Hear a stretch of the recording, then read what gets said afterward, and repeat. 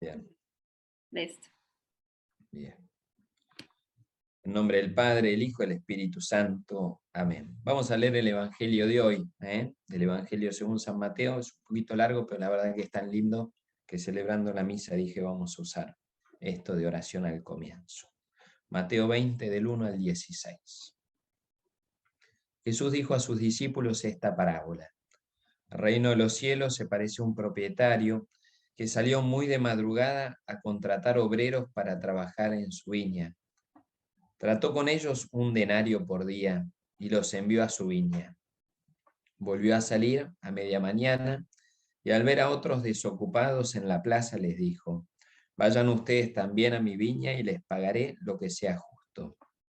Y ellos fueron. Volvió a salir al mediodía y a media tarde e hizo lo mismo. Al caer la tarde salió de nuevo y encontrando todavía a otros les dijo, ¿cómo se han quedado todo el día aquí sin hacer nada? Ellos les respondieron, nadie nos ha contratado. Entonces les dijo, vayan también ustedes a mi viña. Al terminar el día, el propietario llamó a su mayordomo y le dijo, llama a los obreros y págales el jornal, comenzando por los últimos y terminando por los primeros. Fueron entonces los que habían llegado al caer la tarde y recibieron cada uno un denario. Llegaron después los primeros, creyendo que iban a recibir algo más, pero recibieron igualmente un denario. Y al recibirlo protestaban contra el propietario diciendo, estos últimos trabajaron nada más que una hora, y tú les das lo mismo que a nosotros, que hemos soportado el peso del trabajo y el calor durante toda la jornada. El propietario respondió a uno de ellos, amigo, no soy injusto contigo. ¿Acaso no habíamos tratado en un denario? Toma lo que es tuyo y vete. Quiero dar a este que llega último lo mismo que a ti. ¿No tengo derecho a disponer de mis bienes como me parece? ¿Por qué tomas a mal que yo sea bueno? Así los últimos serán los primeros y los primeros serán los últimos. Palabra del Señor. Gloria a ti, Señor Jesús.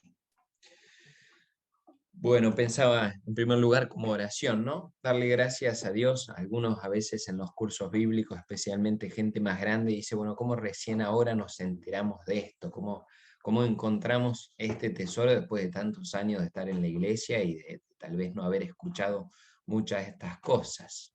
Bueno, darle gracias a Dios de que, sea cuando sea, nos va revelando su palabra, sus misterios y nos va ayudando a hacerlo entender.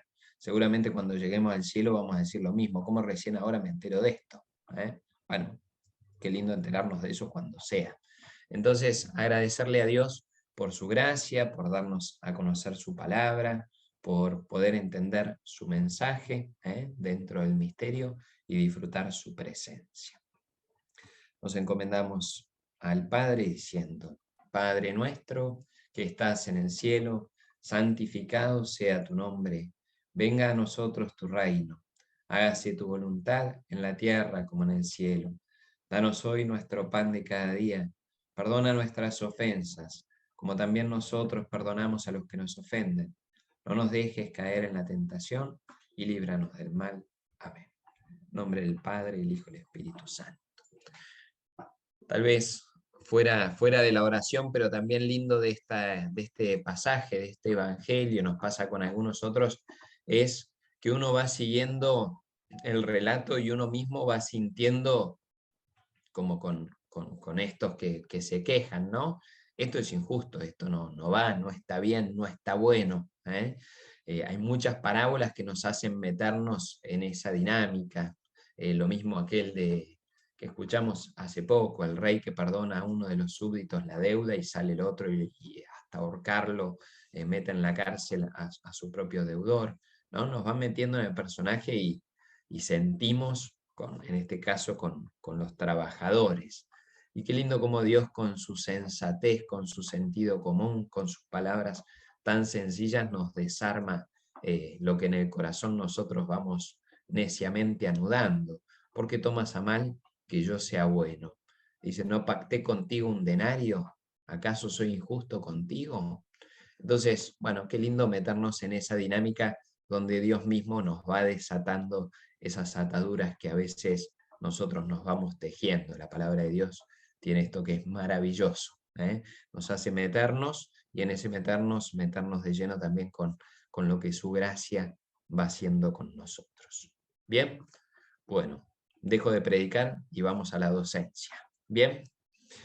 Yo no sé si ahí aparezco, André, no sé, acá como no me veo, para ponerme spotlight y poder, ahora comparto, pero acá, a ver. Spotlight for everybody. Ahí. ¿Ahí me Perfecto. ven? Sí, perfecto. Muy bien. Y ahora voy a compartir pantalla. Muy bien, ahí supongo que estoy compartiendo. Bien, vamos a ampliar. Bueno, el día de hoy vamos a hacer un repaso primero de lo que veníamos haciendo antes. Primer clase, vimos la cristología, una introducción a la cristología, la pregunta sobre la persona de Jesús. Vimos cómo esa pregunta es reiterativa en todos los evangelios y en todo momento, ¿sí? En todo momento y aparece una y otra vez la pregunta sobre Jesús en boca de los discípulos, en boca de las multitudes, en boca de desconocidos, Zaqueo, Nicodemo y tantos otros, en boca de Herodes, Pilatos, los grandes mandamás de la época, también se preguntaban por Jesús. Y después ahondamos en la primera clase en el Evangelio según San Marcos, ¿sí? Y después del Evangelio según San Marcos, la segunda clase, hicimos un despelote comparativo, vamos a decir, fuera de lo académico. Fuimos comparando no solo los sinópticos, sino también con Juan, Mateo, Marcos, Lucas y Juan, cómo hay una progresión en el desarrollo de la cristología, cómo Marcos guardaba el secreto mesiánico para que no se malinterpretara quién era el Mesías, o qué se esperaba del Mesías, mejor dicho, y cómo Mateo y Lucas se van animando un poquito más en eso de sumergirnos en la cristología, y cómo Juan hace un salto exponencial en esto. No solo Juan, pero Juan es por excelencia, por eso el águila, ¿sí? Algunos dicen que la representación del águila es justamente que es como el evangelista que vuela más alto, es la alta teología. Hoy vamos a desarrollar un poquito esto del Evangelio según San Juan y vamos a intentar ir un poquito más despacio de lo que fuimos la clase pasada. Tengo la garganta para la miseria, así que hoy, gracias a Dios para ustedes, voy a ir un poco más lento y tomando un poco de agua de vez en cuando. Bueno, comenzamos. A mí, discúlpenme, vamos a ir repitiendo muchas cosas de cursos pasados o de estas introducciones que fuimos haciendo en las clases pasadas, pero bueno, poco a poco esto es como el agua que va perforando la roca, que vaya entrando en la cabeza y en el corazón.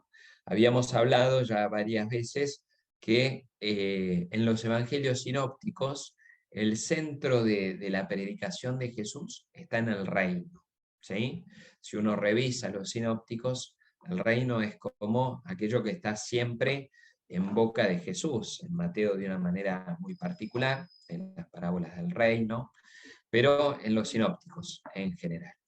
En cambio en Juan, ¿sí? En Juan y la teología posterior a los sinópticos, el centro de la predicación de la iglesia va a ser la persona de Jesús, ya no tanto el reino, sino la persona de Jesús. Y esto se puede tomar para dos lados. Para un lado, y se ha tomado muchas veces como crítica, decir la iglesia cambió el mensaje de Jesús, hay un cambio, como que nos están estafando, están predicando algo que no era el centro de la predicación de Jesús. Esto es una crítica muy grande que se le hace a la iglesia desde algunos pensadores, algunos teólogos, a veces filósofos, a veces cualquier persona, que es una crítica, en cierta manera puede parecer erudita, pero en realidad es como insustancial. ¿Por qué es insustancial? Y acá viene el otro lado. Justamente la persona de Jesús es el centro del reino, ¿sí? ya algo vimos, pero vamos a ver más adelante cuando veamos los títulos cristológicos, que al hablar de que hay una manera de hablar de Jesús que es de Jesús como rey, y justamente Jesús es el rey porque es el centro de este reino, predicado por él mismo. Solo que en un desarrollo posterior de la teología, y en la teología de Juan de una manera muy particular, el centro de ese reino está en la persona de Jesucristo. Hoy vamos a desarrollar un poquito esta idea.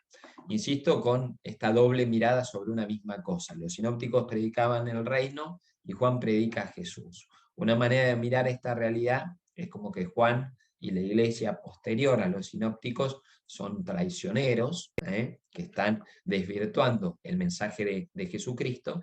Y otra manera, que es nuestra manera de verlo, y la manera católica de verlo, que justamente el centro del reino es Jesús. Bien.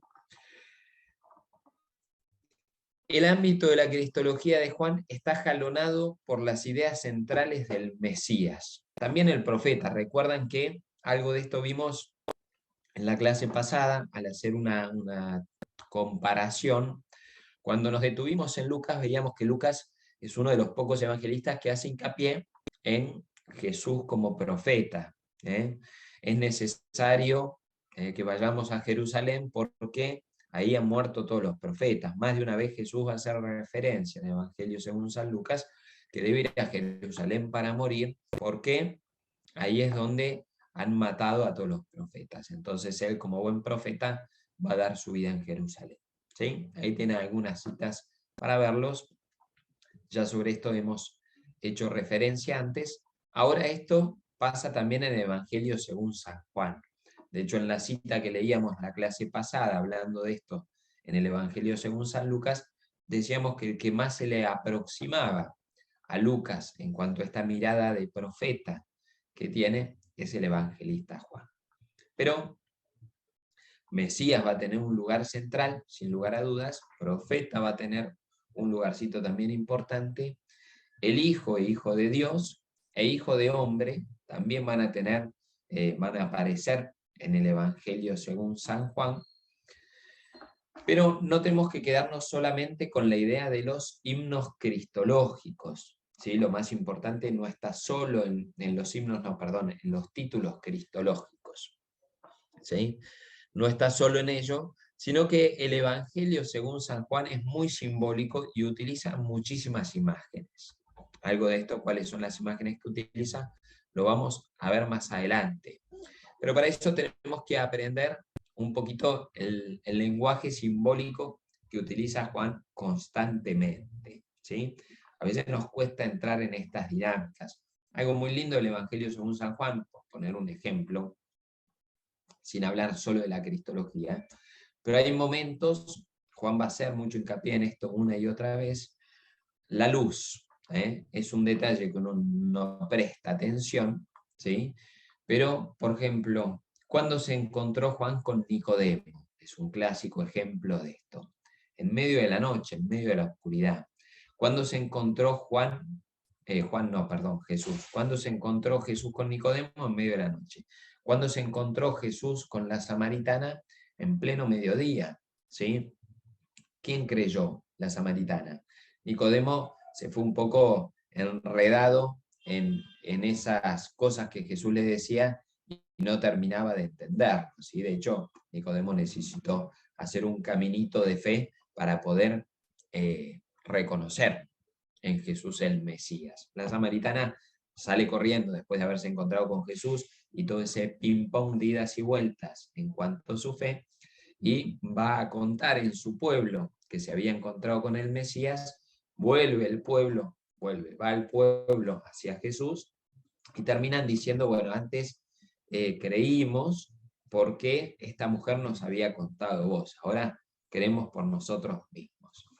Esa indicación lumínica, por así decirlo, que se dé el encuentro de fe en mediodía y que se dé el encuentro con Jesús, donde no se termina de abrir la puerta a la fe, queda indicado por el mediodía y la medianoche, por la luz del mediodía y por la noche en que Nicodemo sale un poquito con el rabo entre las piernas del encuentro con Jesús, por así decirlo, ¿no?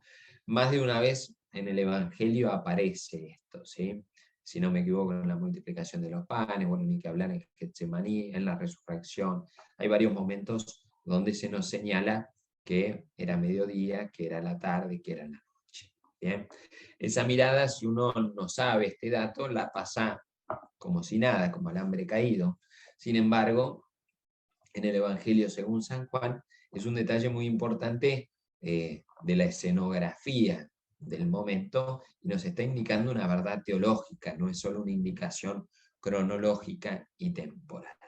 Bien, esto simplemente para que vean que hay cosas que exceden a la palabra explícita, no es tanto y no es solo el título cristológico. Se habla de Jesús como Mesías, como Hijo de Hombre, como Hijo de Dios, o como profeta, sino que hay otras indicaciones más solapadas, pero que también son importantes. Recuerden que el Evangelio según San Juan es el último de los 4 evangelios en ser escritos, es el más tardío. Entonces el Evangelio según San Juan se lo suele datar de fines del siglo I o comienzos del siglo II. Por lo tanto, ya hay un desarrollo mucho más grande de la fe.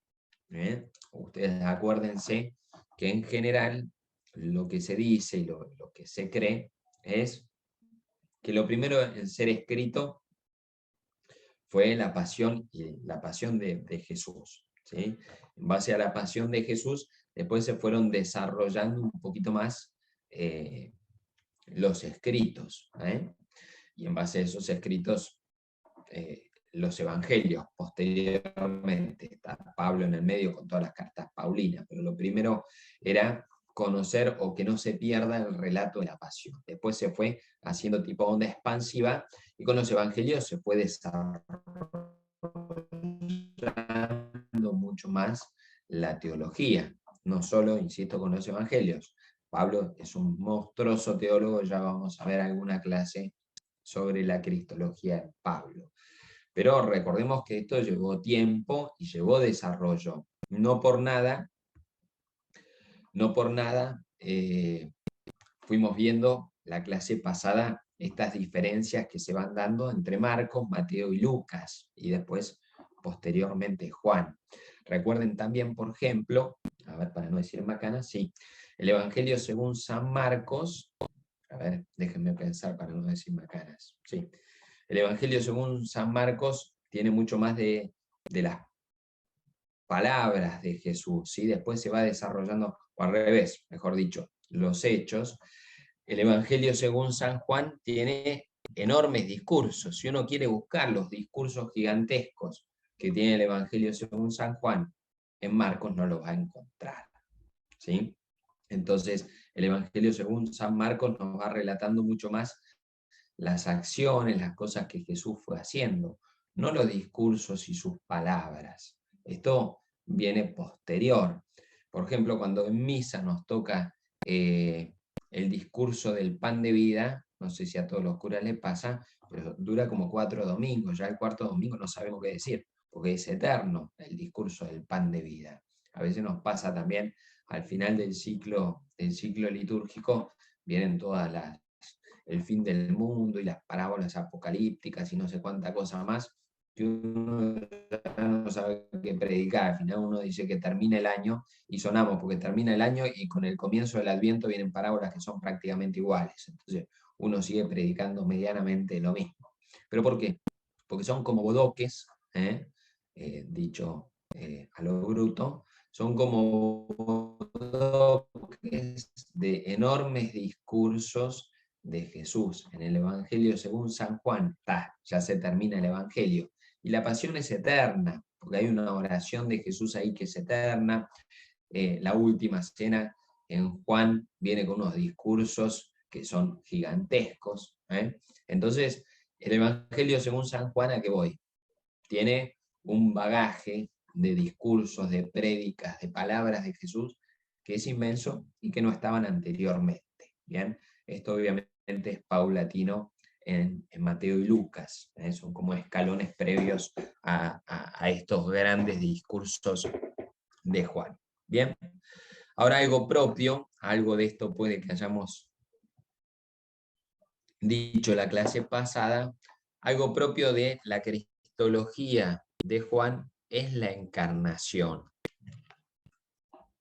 Recuerden el prólogo, vamos a buscar, a ver, Juan, vamos a hacer así, vamos a buscar Juan 1, vamos a leer, no vamos a leer todo el prólogo, pero vamos a leer parte del prólogo, tengan paciencia que se abra el Bible Works, vayan a Juan con las Biblias. Ahí están viendo, supongo, la Biblia, ¿no? La mía. La Biblia del pueblo de Dios, que es un poco más amena para nuestro oído. Al principio existía la palabra, y la palabra estaba junto a Dios, y la palabra era Dios. Las cosas fueron hechas por medio de la palabra, y sin ella no se hizo nada de todo lo que existe. En ella estaba la vida, y la vida era la luz de los hombres. La luz brilla en las tinieblas, y las tinieblas no la percibieron. Apareció un hombre enviado por Dios que se llamaba Juan. Vino como testigo para dar testimonio de la luz, para que todos creyeran por medio de él. Él no era la luz, sino el testigo de la luz. Todo este tema de la luz va a ser muy importante. La palabra era la luz verdadera que al venir a este mundo ilumina a todo hombre. Ella estaba en el mundo y el mundo fue hecho por medio de ella, y el mundo no la conoció. Vino a los suyos y los suyos no la recibieron.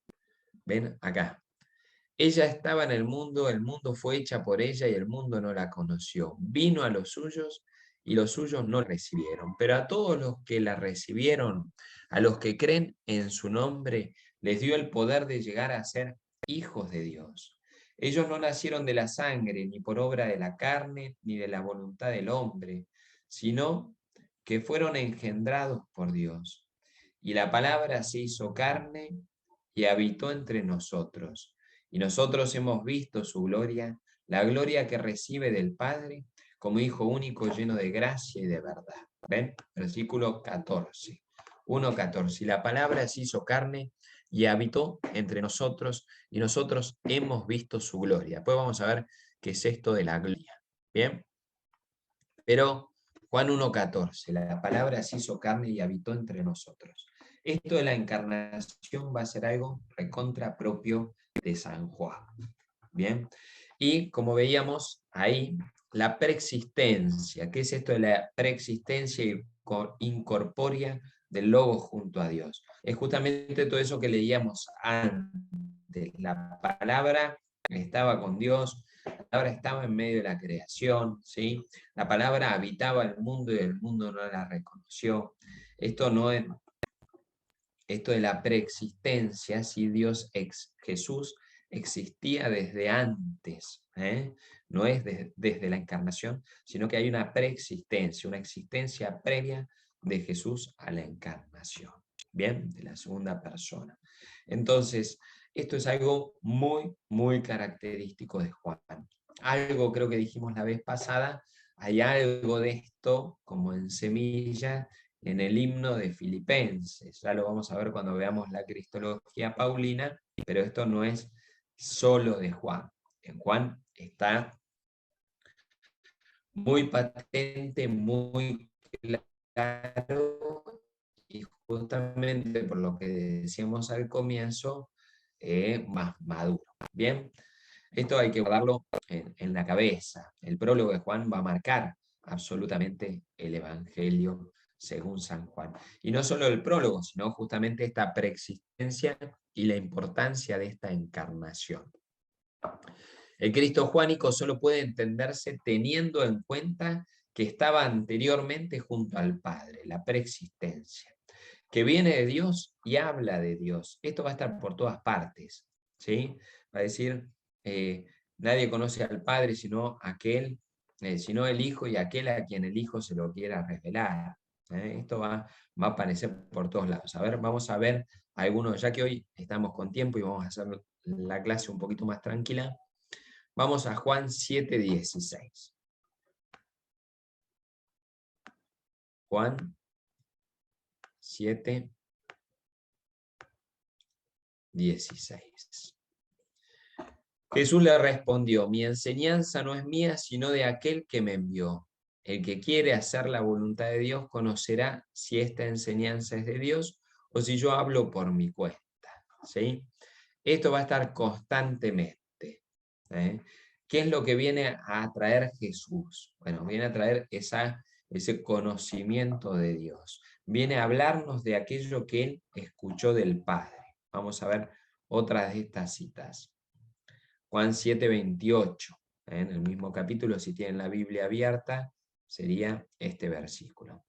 Entonces Jesús, que enseñaba en el templo, exclamó: así que ustedes me conocen y saben de dónde soy, ¿sí? Porque esto de que no es el hijo de María, es el hijo del carpintero. Bueno, entonces Jesús, que enseñaba en el templo, exclamó: así que ustedes me conocen y saben de dónde soy. Sin embargo, yo no vine por mi propia cuenta, pero el que me envió, el Padre, ¿sí?, dice la verdad, y ustedes no lo conocen. Bien, ¿cómo conocemos al Padre? A través de Cristo. Vamos a un versículo más, vamos al capítulo 8, versículo 26. Capítulo 8, versículo 26. De ustedes tengo mucho que decir, mucho que juzgar, pero aquel que me envió es veraz, y lo que aprendí de él es lo que digo al mundo. Bien, constantemente va a estar este movimiento. De hecho, hay un triple movimiento, que ya algo hemos hablado en otros momentos, que lo que el Padre hace con el Hijo hace con nosotros, con los discípulos, para que nosotros hagamos lo mismo, ¿sí? Así como el Padre me envió, yo los envío a ustedes. Vayan y hagan que todos los pueblos sean mis discípulos. Así como mi Padre me ama, yo los amo a ustedes. Vayan, y el mandamiento nuevo, ámense los unos a los otros como yo los he amado. Este movimiento del Padre con el Hijo, del Hijo con nosotros, con los apóstoles, es para que nosotros vayamos y hagamos la misma cosa.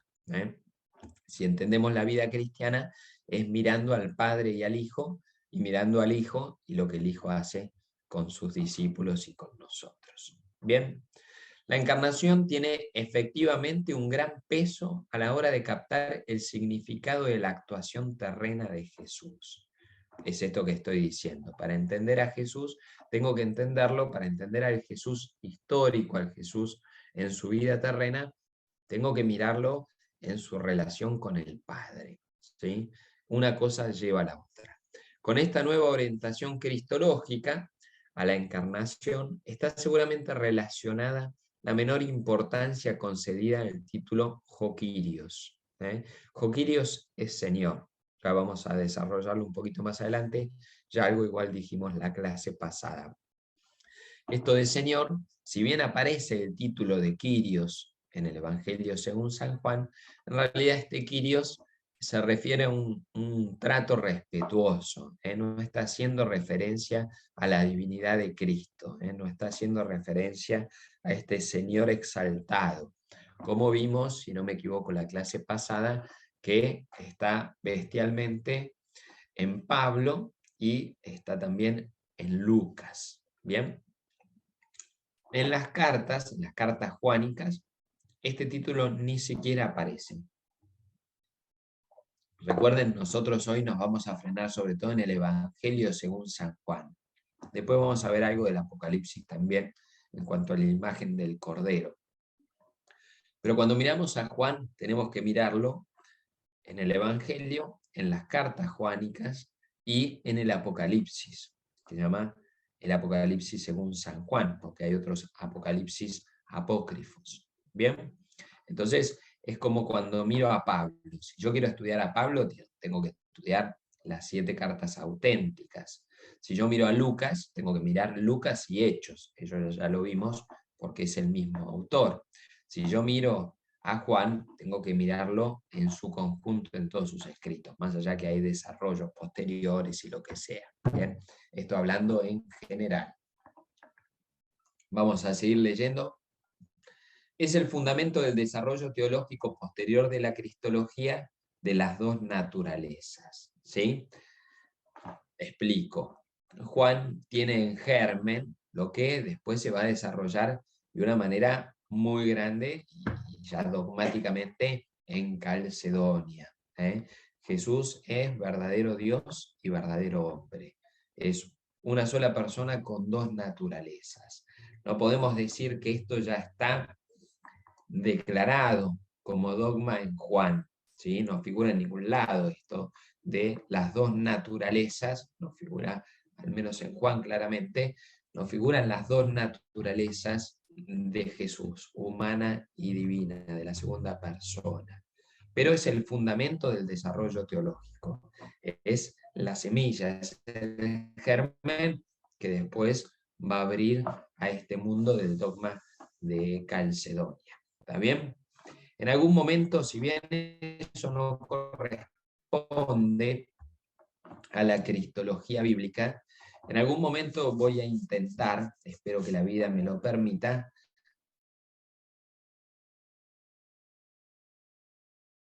que los concilios cristológicos. Es cierto que esto es curso de cristología bíblica. Voy a hacer un poquito de trampa, pero me parece que vamos a salir beneficiados todos nosotros, ¿sí? ¿Por qué? Porque esto de la cristología bíblica, y yo mostraba la clase pasada y hoy sigo un poquito con eso, un desarrollo de la cristología en el Nuevo Testamento.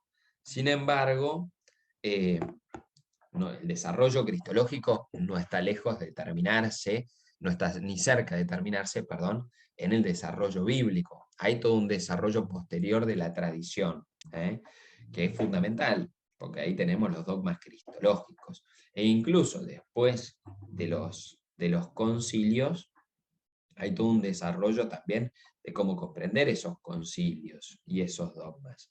En ese berenjenal ya no me voy a meter, pero en el berenjenal de los concilios espero que nos dé la vida, porque es fundamental para entender la cristología. No podemos entender la cristología sin eso. Así que les voy a hacer un poco de trampita. Prácticamente todos los encuentros va a ser de cristología bíblica. Espero que a último momento pueda meter alguna clase sobre los concilios cristológicos. Acá me estoy aprovechando que ayer empecé a dar un curso de cristología, no bíblica, sino cristología en general. Así que a los pobres del profesorado los estoy torturando con cristología bíblica y basándome en eso, a ustedes los voy a torturar con cristología no bíblica en el último encuentro. ¿Bien? Continuamos fuera de las torturas. Hay tres momentos, ¿sí? Por así decirlo, en el Evangelio según San Juan, o tres momentos, digamos, en la cristología. La encarnación, ¿sí? que da por supuesto esa preexistencia de Jesús antes de la encarnación, la crucifixión y la glorificación. En el Evangelio según San Juan, la glorificación va a venir de la mano con la crucifixión. ¿Se acuerdan que el Evangelio según San Juan está dividido en dos grandes libros? El libro de los signos y el libro de la hora. ¿Se acuerdan cuál es el primer milagro de Jesús en el Evangelio según San Juan? La boda de Caná. No me lo pueden contestar, pero supongo que muchos de ustedes lo sabían. La boda de Caná. ¿Qué es lo que Jesús le contesta a María cuando María lo picanea un poquito para decirle, bueno, no tienen vino, hace algo? Le dice, mujer, mi hora no ha llegado. Y cada 2 por 3 va a decir el evangelista que no era la hora, todavía no era la hora. Sin embargo, en algún momento, en el Evangelio según San Juan, dice, mi hora ha llegado. Bien, ¿cuál es esa hora? Justamente la hora de ser glorificado. La muerte en Juan, la muerte de Jesús es el momento de gloria de Jesús, porque la muerte viene de la mano con la resurrección y toda la gloria, ¿no? La glorificación comienza en la crucifixión. Vamos a ver esa cita, ¿sí? Bueno, ahí sonamos, porque todas esas... Ah, no, vamos. Capítulo 12, versículos 27 y 28. Juan 12, 27 y 28. Esperen que estoy tratando de salir de acá.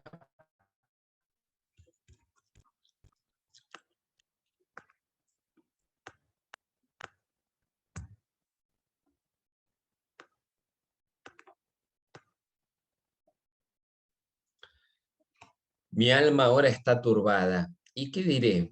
Padre, líbrame de esta hora, si para eso he llegado a esta hora. Padre, glorifica tu nombre. Entonces se oyó una voz desde el cielo, una voz del cielo. Ya lo he glorificado y lo volveré a glorificar. Bien, esto está a las puertas de la pasión. Y él mismo dice, en esto se los presentaba la clase pasada, este texto, justamente en la comparación. En los sinópticos, en el Monte de los Olivos, Jesús está como temblando. En el Evangelio según San Marcos veíamos que 3 veces figuraba que tenía miedo, que estaba temblando, que sentía un temor de muerte. En el Evangelio según San Mateo ya no aparecía 3 veces, sino 2. En el Evangelio según San Lucas aparecía una vez, e incluso diciendo, si te es posible, ya no, incluso diciendo, si quieres, no si te es posible. En Mateo y en Marcos decía, bueno, si es posible, que pase de mí este cáliz, pero que no se haga mi voluntad sino la tuya. En Lucas ya no era si es posible, sino, bueno, si quieres que pase sobre mí este cáliz. Y en Juan es lo contrario, es, bueno, ¿qué voy a decir? ¿Que pase de mí este cáliz? No, si para esto he venido, ¿sí? Para ser glorificado. ¿Y cuál es esa gloria? Justamente la muerte en la cruz. A ver, vamos a hacer así, vamos a terminar con esta diapositiva, que ahí aparece esto que les decía del concilio. Acá estoy spoileando un poquito el final del curso. El concilio de Nicea es en el año 325 y decreta que Jesús es Dios verdadero de Dios verdadero, ¿sí? Engendrado, no creado, en la misma naturaleza del Padre. Calcedonia va a venir en el año 451 y va a decir verdadero Dios y verdadero hombre. ¿Por qué? Porque en Nicea, insisto que me adelanto, ¿no? Pero en Nicea va a estar Arrio. Arrio va a estar diciendo, va a estar predicando que Jesús no es Dios, que Jesús es una criatura que está sobre toda criatura y que está siendo de mediador entre Dios y los hombres, ¿sí? Pero sigue siendo una criatura. En cambio, justamente la Iglesia va a decir que Jesús es Dios verdadero de Dios verdadero, no es criatura, por más que sea la criatura con mayúscula, por más que esté lo más cercano a Dios posible, no es una criatura, es Dios. Va a contradecir un poquito la teoría, un poquito no, del todo, la teoría de Arrio. Bien, ahí va a haber un gran cismo, una gran división y bla, bla, bla. Hablaremos más adelante. En Calcedonia, la iglesia va a decir que Cristo, Jesús, es verdadero Dios y verdadero hombre, las dos naturalezas en una sola persona. Porque lo que se va a estar discutiendo ahí es, o lo que va a estar tambaleando ahí, mejor dicho, es la humanidad de Jesús. Alguno va a decir, bueno, es como que Jesús se hace pasar por hombre. Se hace pasar, es como si se pusiera una máscara, es un prosopon, ¿sí? Después lo desarrollamos más adelante con un poco más de detalle. Pero va a decir, bueno, en realidad no es hombre. Se hace pasar o usa como una marioneta un cuerpo, por así decirlo, una persona. Pero en realidad esa persona no es Dios y no es hombre.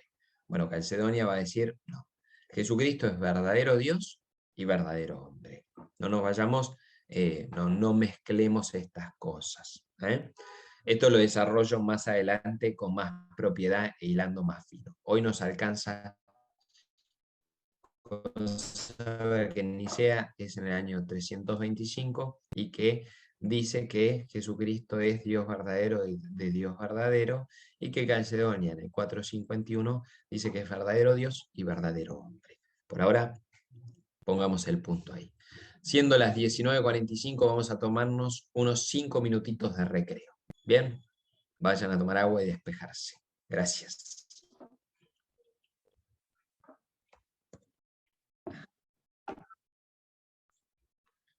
Bien, además de Andre, Fer, creo que a vos no te conocen, no sé si te presentamos en algún curso. Si estás por ahí, Fer, banca que me des. Deben estar mirando todos a mí. ¿Cómo saco esto? Acá. Fer, si estás por ahí, desmuteate, así la gente te conoce.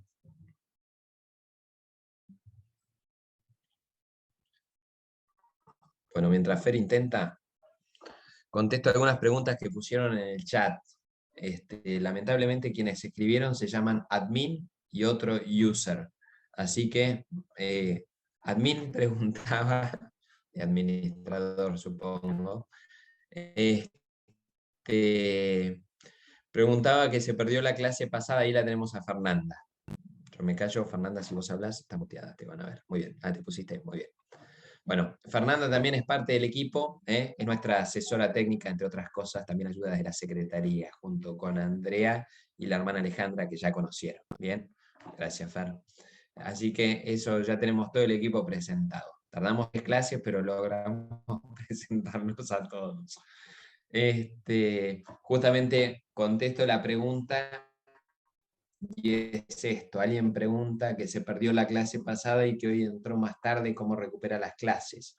Nosotros, nuestro sistema es el siguiente: nosotros tenemos en vivo y en directo el Zoom en el día y la hora que pactamos, y después los vamos subiendo a nuestro canal de YouTube. Nuestro canal de YouTube, por las dudas, Andre o Fer, si pueden poner el nombre Yo en el chat para todos. Pato, Ahí, ahí Andre. dejé el link, lo voy a volver a mandar. Dale, gracias. Ahí en el chat, ¿no? Cualquiera que quiera puede buscar el link en el chat y van a tener nuestro canal de YouTube. En general intentamos, después de dar la clase, tarda su proceso, ¿no? Lo bajamos, lo editamos y lo subimos. Todo eso lleva su tiempo, ténganos paciencia, a veces no llegamos de una clase para la otra y lo vamos subiendo. Y desde ahí lo pueden ver, ¿sí? Alguien preguntaba también si recibimos algún material, porque yo alguna mención hice. Intentamos todos estos PowerPoints que voy utilizando, los mandamos en versión PDF a través de la secretaría, ¿sí? Si alguno no lo recibe, haga el reclamo, que nuestras secretarias atenderán sus reclamos, ¿bien? Sin problema. A veces, insisto, tengan paciencia, no es inmediatamente terminado porque tiene todo un proceso, pero esa es la manera de recibirlo. Y alguna me preguntaba ahí, alguna o alguno, cómo podemos ver la sinopsis, los paralelos. Yo lo que utilizo es el BibleWorks. Recuerden que esto ya está agotado, ya no se usa más como programa. Luisa el que utiliza es una aplicación, un programa que se llama el Accordance. Todo esto es pago, sale lo suyo, no vale la pena que se metan en este balurdo. Si alguno quiere dedicarse a la Biblia, sí, pero todo esto se paga en dólares, así que no lo recomendamos en este momento. Una manera sencilla es agarrar la Biblia. Si tienen la Biblia del pueblo de Dios o la de Jerusalén, abajo del título de un pasaje de uno de los evangelios sinópticos, en general va a aparecer la cita del paralelo. En Lucas, en Marcos, si es que tiene paralelo, incluso en Juan, si tiene paralelo en los 3 evangelios, o en el paralelo que tengan. No todo texto está en todos los evangelios, ¿sí? Hay cosas propias de Marcos, hay cosas propias de Lucas, hay cosas propias de Mateo, y sin lugar a dudas hay algo, cosas propias de Juan. Hay un libro que se llama La Sinopsis. Si no me equivoco, no está editado en castellano, está editado en griego y en inglés. Yo no lo tengo acá porque estoy en casa prestada. Esos dibujitos que ven ahí son de mi sobrino. Estoy en la casa de mis padres, así que no tengo la sinopsis. Gracias a Dios no ando con la sinopsis bajo el brazo. Lo tengo en la parroquia. Si quieren en algún momento que dé el curso desde ahí, se lo muestro. En algún otro video se los mostré. Insisto, está en inglés y está en griego, no está en castellano. hasta donde entiendo no se tradujo todavía, no se editó la sinopsis en castellano.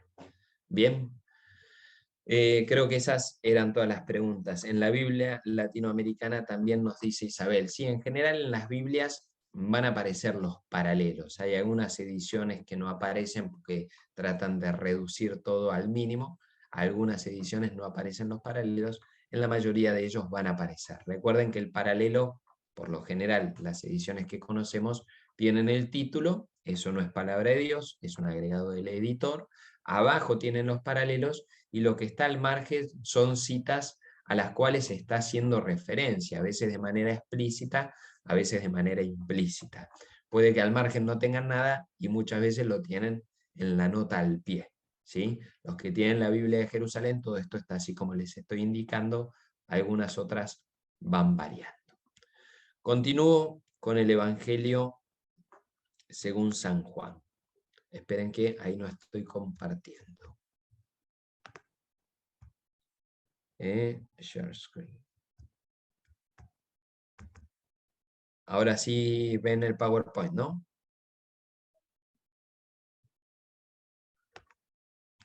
Bueno, esta es la diapositiva última que vimos. En esta predicación de Jesús en el Evangelio según San Juan sobre él mismo, algo muy importante va a ser el yo soy, ego eimi, en griego. Ego eimi. Ego es yo y eimi es el verbo ser conjugado. Ese ego eimi, yo soy, muchas veces va a aparecer en referencia con estas imágenes y esta simbología que yo les decía al comienzo. No es solo si hay luz o no hay luz en la escena, sino que Jesús va a ir hablando de manera simbólica. Algunos ejemplos de esto: yo soy el pan de vida, Juan 6:48. Yo soy el buen pastor, yo soy la luz del mundo, yo soy la puerta, yo soy la resurrección y la vida, yo soy el camino, la verdad y la vida, yo soy la vid. Finalmente, cuando va a ser apresado en el huerto de los olivos, 2 veces Jesús dice yo soy, sin agregar ningún predicativo. De esto hemos hablado, pero estas citas son muy importantes. Vamos a buscarlas. Juan 18, del 5 al 8. Yo sé que cuando paso el PowerPoint está la tentación de no buscarlo, pero no sean vagos, agarren la Biblia y vamos hojeándola, que es la mejor manera de familiarizarnos con la Biblia, ¿sí? Juan 18:5 y Juan 18:8 creo que era, ¿no? Juan 18:5.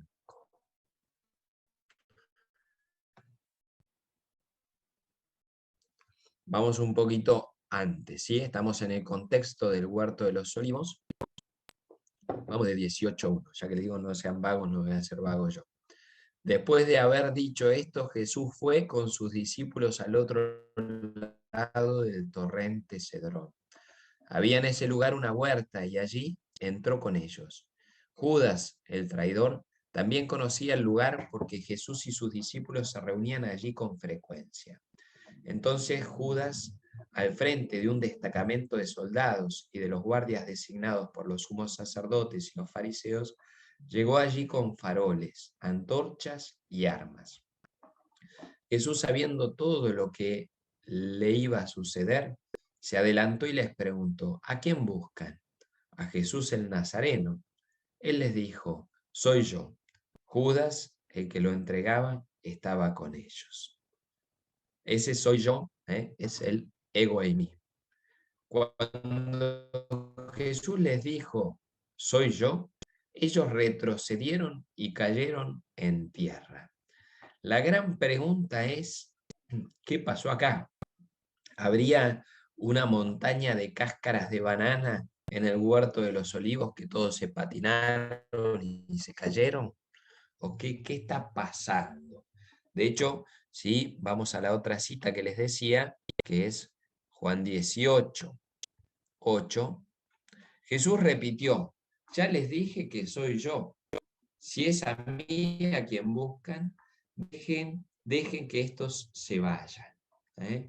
¿Será por nada que lo repite? ¿sí? Porque si no me equivoco, 3 veces dijo a Jesús el Nazareno. Él le dijo, soy yo. Judas dijo, soy yo. Ya es la segunda vez que el evangelista no por nada lo dice. Y de hecho dice que cuando Jesús le dijo, soy yo, todos retrocedieron y cayeron en tierra. Y después les vuelve a decir, y Jesús dice, ya les dije que soy yo. 3 veces en 3 versículos, no por nada.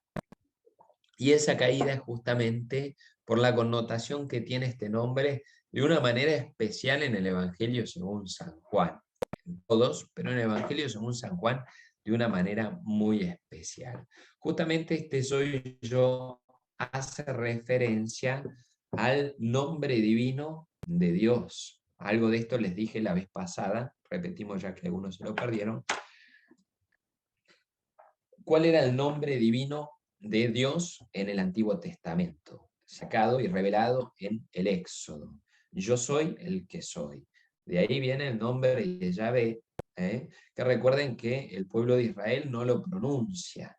Cuando está leyendo la Biblia en hebreo y aparece el tetragrama sagrado, ¿qué es lo que dicen? Adonai, que significa mi Señor. Entonces, si bien en la Septuaginta todavía no, en hebreo, ¿sí? En la versión hebrea aparece el tetragrama sagrado, ¿qué hacen ellos? Oralmente lo cambian y dicen Adonai, mi Señor. Bien, para el pueblo de Israel, el tetragrama sagrado sigue escrito.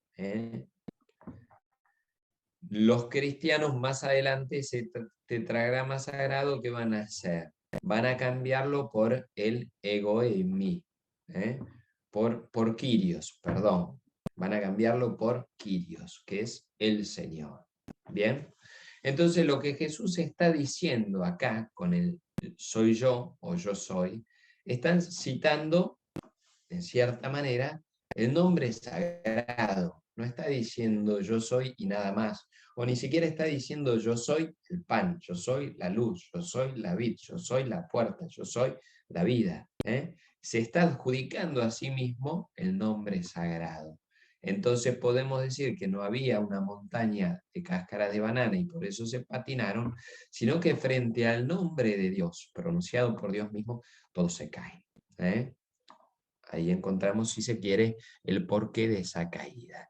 Entonces vamos a ver, y volvemos a la proyección acá, que el nombre sagrado, yo soy, cuando Jesús va diciendo yo soy el pan de vida, yo soy el buen pastor, yo soy la luz, y en algunos momentos directamente yo soy, en realidad Jesús está revelando de él algo mucho más grande que lo que es, y algo mucho más grande que simples símbolos. Bien, yo sé que muchos de ustedes ya vieron esto en distintos cursos. Tengan paciencia y recuerden que como la gotita va entrando. A mí me pasa muchas veces que voy leyendo en artículos especializados de Biblia, libros de Biblia, ciertas cosas que me vuelvo a asombrar de cosas que estudié en su momento, que me fascinaron y que después me las olvido, porque uno no retiene todo, lamentablemente, ojalá, pero va entrando a fuerza de machacar. Así que esto entra un poquito en esa línea. Y justamente en el libro de los signos, estos grandes signos que Jesús va presentando, vamos a ver que este yo soy, o estos, mejor dicho, el yo soy de Jesús en Juan, van acompañados de signos. No es solo el discurso, la palabra de lo que Jesús dice sobre sí mismo, sino lo que los hechos de Jesús van significando en la vida de Jesús. Por ejemplo, la multiplicación de los panes, Juan 6, del versículo 1 al 15, ¿sí? Jesús multiplica los panes, va a ser la introducción, por así decirlo, o va a ser lo que precede a la afirmación de Jesús de decir, yo soy el pan de vida. Entonces, no es solo recordar la frase que Jesús es el pan de vida, sino que el milagro, que en Juan no lleva el nombre de milagros, el nombre de milagros está acotado a los sinópticos, en Juan es un signo. ¿Por qué un signo? Porque está revelando algo sobre Jesús mismo. No es simplemente un milagro, magia que Jesús hace, sino que en Juan son signos, por eso el libro de los signos y el libro de la hora, porque en el libro de los signos, todos esos signos que Jesús va haciendo van revelando cosas sobre sí mismo, que lo revelan a través de los hechos, que Jesús multiplica panes, pero también a través de sus palabras. Yo soy el pan de vida. La curación del ciego, en este caso Juan 9 del 1 al 41, está después de que Jesús haya dicho yo soy la luz del mundo. Entonces hechos y palabras se van ayudando mutuamente, se van complementando. ¿Para qué? Para entender a la persona de Jesucristo. La resurrección de Lázaro, ¿sí?, que se va contando en Juan 11 del 1 al 45, tiene dentro de ese evento tan importante que es la resurrección de Lázaro, que Jesús diga, yo soy la resurrección y la vida. Bien. Acá me adelanté, ¿sí? Acá tienen la cita en Éxodo 3, del 13 al 15, de la revelación del nombre de Yahvé. Yo soy el que soy, para algunos yo soy el que estoy. Lo importante para algunos teólogos no va a ser tanto la revelación de la esencia de Dios, si se le puede llamar así, el ser. Esto es un pensamiento más griego. Para el pensamiento semita, semítico, lo más propio es el estar, ¿sí? Hay cosas, esto por ahí es hilar demasiado fino, el pensamiento griego es más abstracto, puede pensar esencias y pensar en abstracto. El pensamiento semítico es mucho más concreto. De hecho, para darse una idea, esperen que me ponga un caramelo de miel en la boca porque ya me estoy quedando afónico. Por ejemplo, cuando se habla de la paciencia, en lenguaje semítico, la paciencia de Dios, se habla de un Dios de nariz larga. ¿Por qué nariz larga? Porque el que tiene paciencia es el que antes de actuar respira hondo, ¿no? Entonces, el pensamiento semítico tiene mucho de estas cosas así concretas. Para nosotros es medio ridículo pensar que la paciencia es el de nariz larga, pero con esta explicación, justamente, por ejemplo, sí, el splagnixomai, la misericordia de Dios, brota de las entrañas. Para el semita, splagnixomai viene del griego, pero el rahamim brota de las entrañas, la misericordia de Dios. Por eso hablamos de una misericordia entrañable, porque viene de la concepción del útero de la madre, de las entrañas de la madre. El pensamiento semítico es así bien concreto. Entonces justamente por eso se habla no tanto del yo soy el que soy, sino yo soy el que estoy. Dios está. Lo propio del semita es pensar en la presencia de Dios. En esto podemos disparar al infinito con el templo, el tabernáculo y tantas otras cosas. Bueno, hay salmos, hay pasajes muy lindos que dice que qué pueblo tiene un Dios tan grande como el tuyo, un Dios que está con él. Algo muy lindo del Dios de Israel es que es un Dios presente en la historia y que acompaña al caminar en el éxodo y a lo largo del desierto. Bueno, esto es un pequeño excursus. Vamos al yo soy. Ahí tienen varias citas, aquellos que dicen que no se ve, yo después me voy a mirar los videos a ver qué pasa, porque algunos dicen que se ve muy chica la cita, o ciertas presentaciones que yo pongo. Eso me parece que hace a la configuración de cómo tienen el Zoom. No me meto en eso porque es un berenjenal y no lo sé usar. Si quieren, Juan 8:24. Porque si no creen que yo soy, morirán en sus pecados. Repito, lento. Juan 8:24. Porque si no creen que yo soy, esto hace justamente el nombre de Dios, que yo soy, morirán en su pecado. Uno no lo entendería si no es en este contexto. Si yo soy qué, le preguntaríamos a Jesús. Te faltó algo, te faltó un predicativo ahí. Si no creen que yo soy un genio, que yo soy Dios, que yo soy un titán, Bueno, nosotros diríamos así. Pero Jesús está diciendo, si no creen que yo soy, morirán en su pecado. O sea que yo soy Dios. Se está adjudicando el nombre divino. Y justamente, ¿cuál es el pecado? No reconocer en Jesús esa divinidad. Bien, cuando ustedes hayan levantado en alto al Hijo del Hombre, entonces sabrán que yo soy. 8:28. Que yo soy Dios, diríamos, justamente, que yo soy, reconocer en Jesús la divinidad. Jesús respondió, les aseguro que desde antes que naciera Abraham, yo soy. Y ahí se le arma el tole tole al pobre Jesús, justamente por adjudicarse el nombre divino. Les digo esto desde ahora, antes que suceda, para que cuando suceda crean que yo soy. Juan 13:19. Y por último, estas dos citas son las que ya estuvimos viendo, cuando se caen en el monte de los olivos. Bien, así que suficiente.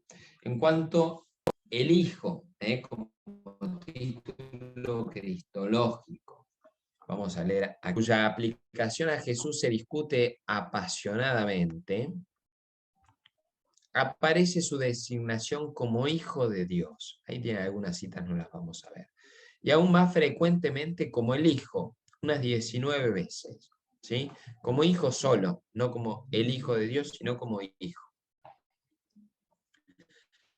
Pasajes como 3:18, 5:25, 10:36, 19:7 indican que para el evangelista no hay una diferencia esencial entre la versión ampliada y la reducida. ¿Versión ampliada y reducida de qué? Del nombre. Es básicamente lo mismo, hablar del Hijo de Dios o de el Hijo, ¿sí? Indican que para el evangelista no hay una diferencia esencial sobre estas versiones. La ampliada dijo para Juan.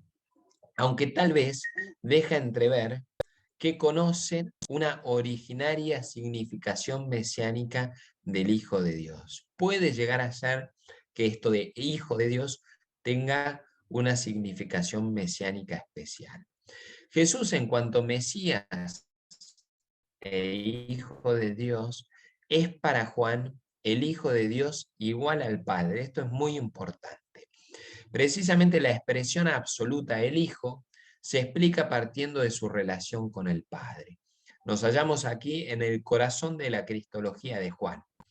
El ser y el misterio más profundo de Cristo expresados en su autopredicación del Jesús juánico, en particular 5 del 19 al 26, a quien además el evangelista llama en una ocasión el unigénito, ¿sí? El unigénito, eso es monogenes, ¿sí? Es en griego justamente unigénito. Esa ocasión en que lo llama, si no me equivoco, aparece en el prólogo de Juan. Vamos a ver esta esencia del Jesús juánico en Juan 5, 19 al 26 y después retomo esta diapositiva y la explico un poquito mejor. Juan 5, 19 al 26.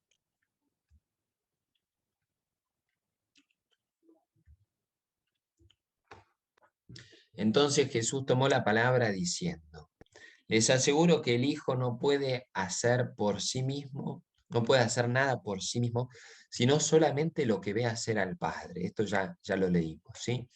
Lo que hace el Padre, lo hace igualmente el Hijo, aquello que habíamos explicado.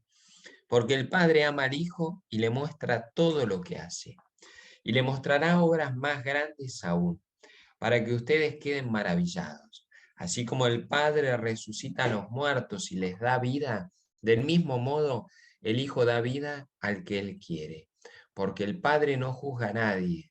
Él ha puesto todo juicio en manos de su Hijo, para que todos honren al Hijo como honran al Padre. El que no honra al Hijo, no honra al Padre que lo envió. Les aseguro que el que escucha mi palabra y cree en aquel que me ha enviado, tiene vida eterna, y no está sometido al juicio, sino que ya ha pasado de la muerte a la vida. les aseguro que la hora se acerca y ya ha llegado. ¿Recuerdan? El libro de la hora.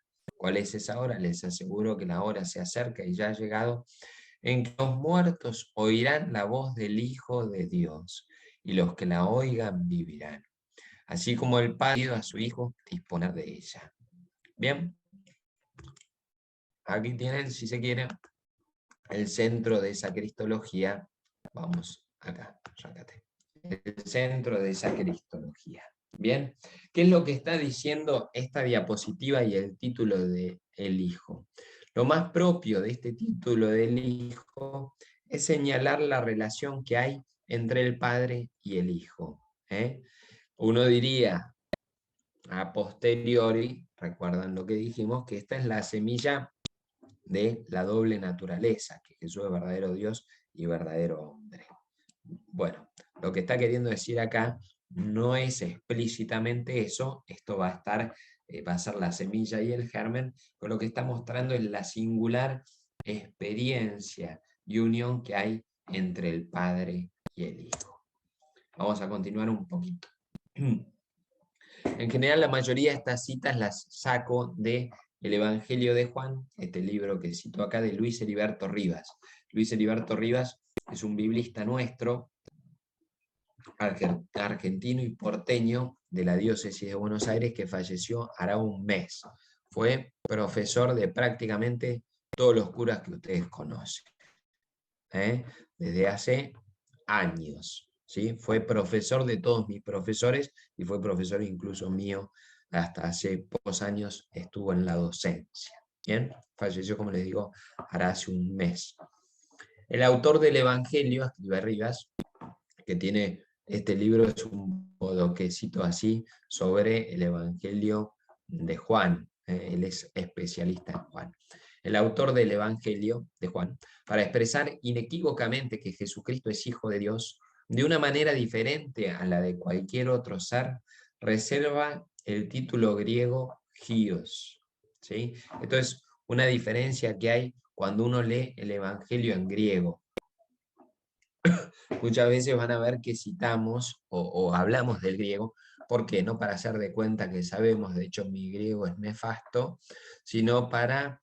hay especificidades, hay cosas muy precisas que se ven solo en la lengua propia en que fue escrito.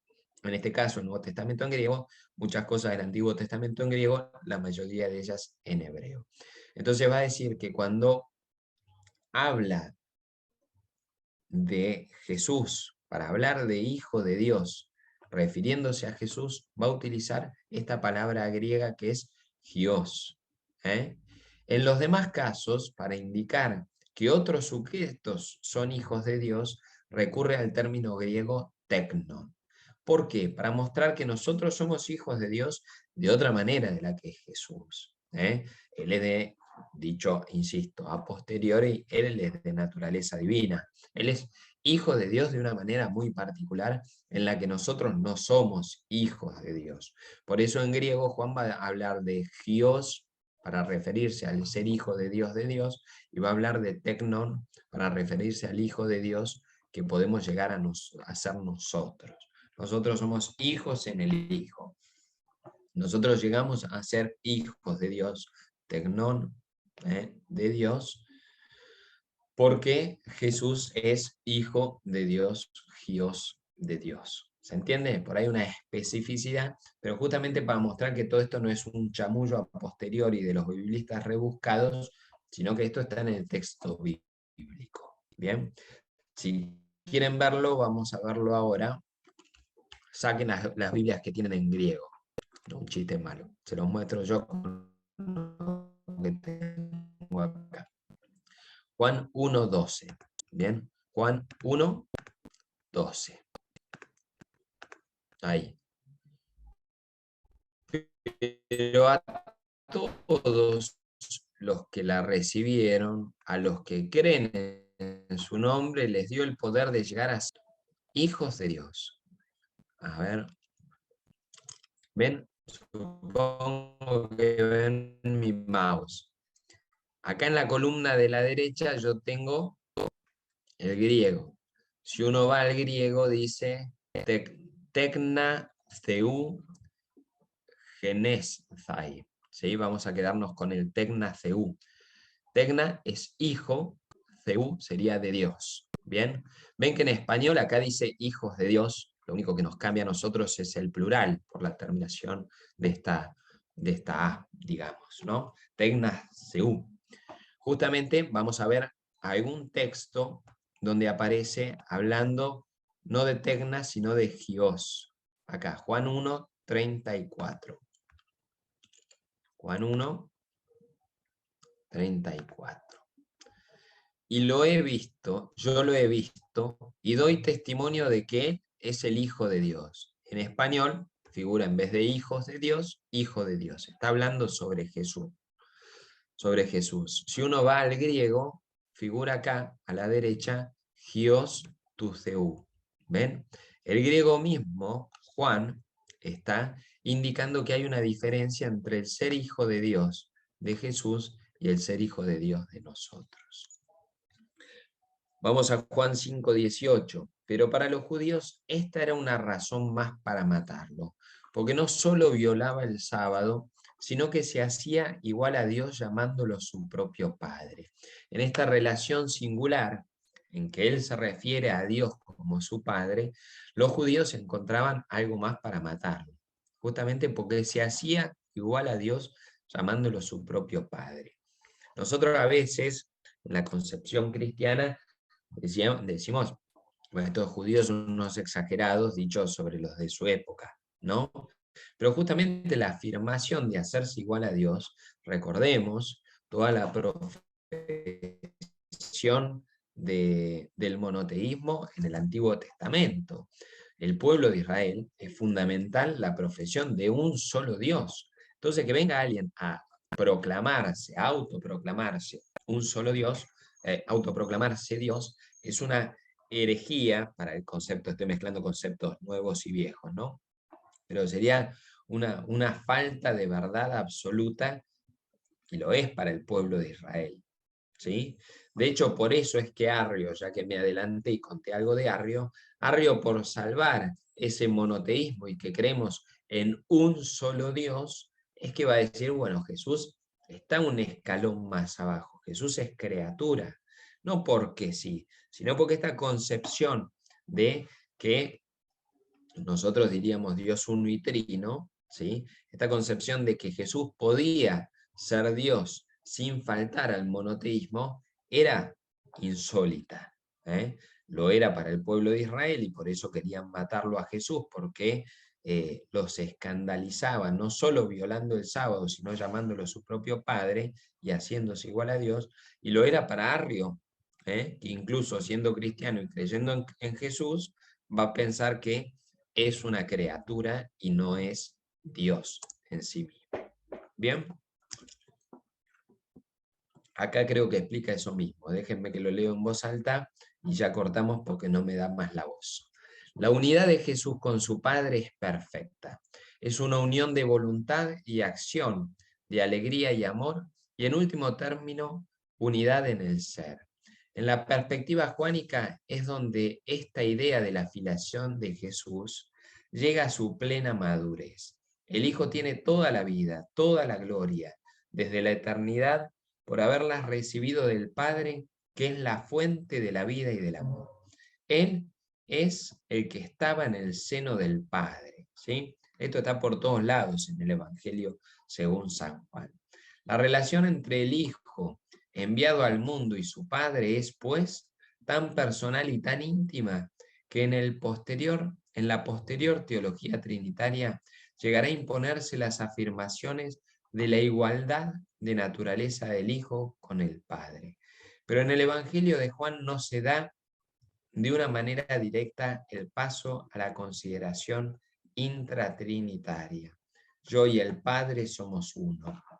Juan 10:30. Esto es como el sumum de esa unidad entre el Padre y el Hijo. Recuerden, y vuelvo a machacar sobre esto, porque uno no puede decir que en Juan estaba, insisto, Calcedonia y Nicea ya proclamados. Queda en semilla la unidad entre el Padre y el Hijo y la divinidad del Hijo. ¿Bien? Pero está clarísimo esta singularidad del Evangelio según San Juan y esta unidad entre el Padre y el Hijo. Después viene todo el despelote de cómo se interpreta. Acá una falla de mi PowerPoint, esperen que no lo tengo. Acá una falla del PowerPoint es que me faltó poner las citas textuales de dónde son sacadas. Si no me equivoco, la mayoría de ellas son de este libro que les cito de Rivas. Puede que haya alguna otra cosa de algún otro lado. Como ven que están en comillas, yo estoy citando, no quiero plagiar a nadie, sino que lo fui sacando de los libros. Tal vez al armar el PowerPoint me olvidé poner las citas como nota al pie o como referencia. Bien, pero la mayoría de esto está sacado del Evangelio según San Juan. Bueno, para terminar, ¿sí? Esto de la preexistencia, lo que les decía el prólogo según San Juan, y que está, si bien está explicitado en el prólogo, está a lo largo de todo el Evangelio. Para entender el Evangelio tengo que entender que el Hijo viene del Padre. Algo de esto, arrima el bochín también,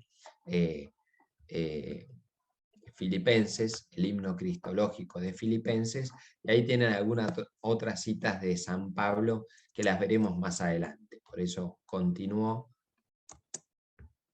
y a ver si hay alguna otra. Me parece que ya se terminó la presentación. Ah, no, me falta no menor. Bueno, con esto voy a 400 kilómetros por hora, total, ya lo hemos hablado en algún otro momento. Una figura fundamental va a ser la del Cordero de Dios. El Cordero de Dios en el Evangelio según San Juan va a ser fundamental. Este es el Cordero que quita el pecado del mundo, porque haciendo referencia a los distintos corderos que hay en el Antiguo Testamento. No es solo un cordero, sino que hay varios corderos en distintas ceremonias. El cordero, ¿se acuerdan de la sangre justo antes de la Pascua? Que hace que el ángel exterminador pasara de largo, había que asperjar con sangre los dinteles de las puertas para que el ángel exterminador pasara de largo y no matara al primogénito de la familia. Están los corderos que se matan en ciertas celebraciones litúrgicas de los judíos, en ciertas fiestas de los judíos, especialmente el cordero de la propiciación. Hay un cordero que carga los pecados del pueblo de Israel, que es en el día ese de la propiciación, en el día en que el sumo sacerdote por única vez en el año entra al Santo de los Santos, ese cuartito más íntimo donde solo el sumo sacerdote una vez en el año puede entrar, ¿sí? Ahí le impone las manos a uno de estos corderos, son dos corderos, uno se inmola y se mata ahí, y otro se larga al desierto para que muera cargando los pecados del pueblo, todos los pecados del sumo sacerdote y del pueblo. Vamos a ver que la carta a los hebreos más adelante todo esto lo retoma y lo reilumina, pero bueno, en Juan es muy importante entender a Jesús como el Cordero. Por eso es que el Evangelio según San Juan cambia la cronología del Evangelio, ¿sí? Acá hay otro que es la cita de la Akedá. La Akedá es la atadura. ¿Se acuerdan cuando Isaac va a ser sacrificado, cuando Abraham va a sacrificar a su hijo Isaac? Bueno, lo ata a Isaac, por eso se llama la Akedá, que significa la atadura, y finalmente cuando el ángel detiene el cuchillo de Abraham, encuentra un cordero. Había dicho el Señor proveerá el cordero para el holocausto.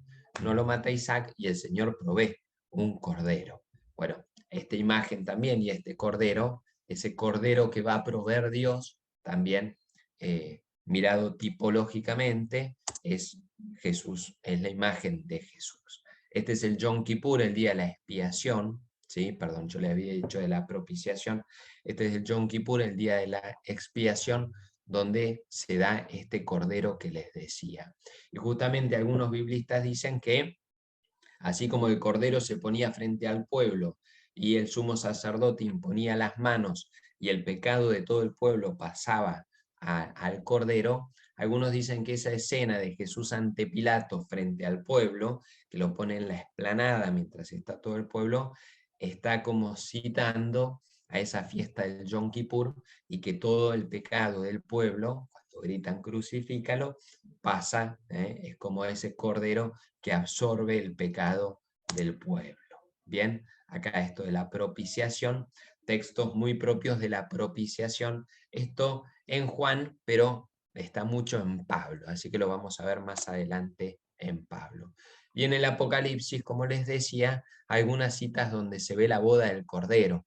La boda del Cordero, ¿con quién? Con la iglesia, que es ese cubo, ese cuadrado que desciende del cielo y se casa con el Cordero, que es Jesucristo, el Cordero Inmaculado.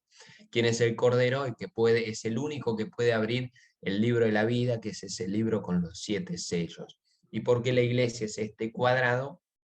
Porque viene a representar el santo de los santos. En el templo estaban esos cuartos concéntricos, ¿sí? Donde estaba el atrio de los gentiles, el atrio de las mujeres, el lugar donde podían acceder los sacerdotes, y el santo de los santos, que es donde accedía el sumo sacerdote, que era un cuadrado, y era ahí donde estaba por excelencia la presencia de Dios.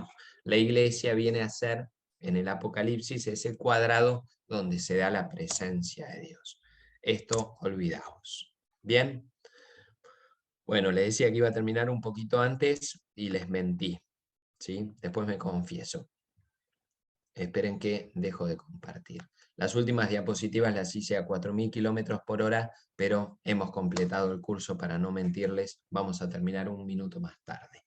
Todo esto lo pueden ver en otros cursos que fuimos viendo.